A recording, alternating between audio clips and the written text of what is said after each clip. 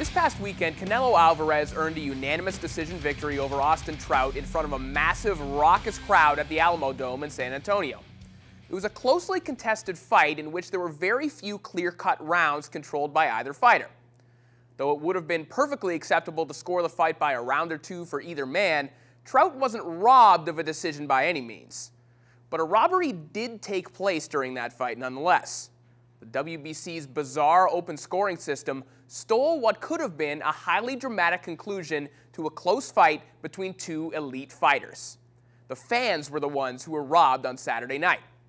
By the 8th round, it was revealed to the viewing audience that Stanley Christodoulou had the fight scored a shutout for Canelo, and that barring a knockout or a flurry of knockdowns from Trout, he had built an insurmountable lead. Basically, there wasn't much reason to watch the final 4 rounds at all. Open scoring has been tried in the 70s, the 80s, and the 90s, and was abolished every single time. Thankfully, it's still up to the local commission to use it, and we typically only see it in WBC-sanctioned fights taking place in Texas, Japan, or some regions of Mexico. The reason is that it's most likely to have a negative effect on the fight. Unless the scores happen to be close, it's going to alter one or both fighters' approach. If a fighter hears that he's up by a wide margin, why wouldn't he stick to the perimeter and run out the clock? Sure, his opponent could hear he's down and start hunting for a miracle knockout, but those are few and far between and certainly aren't a product of open scoring.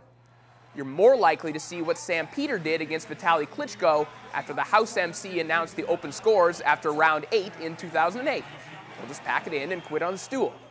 Similarly, a fighter knowing he's ahead after 4 rounds who has a fight-ending cut caused by a head clash can be given every reason to just call it a night, get his hand raised, and take it back to the hotel.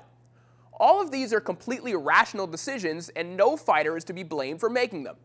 The problem is, open scoring makes boxing a completely different game. Obviously, the bigger problem on Saturday were the wide scorecards. They are always there to ruin otherwise fantastic boxing matches. So let's not create new ways to ruin them before they're even over.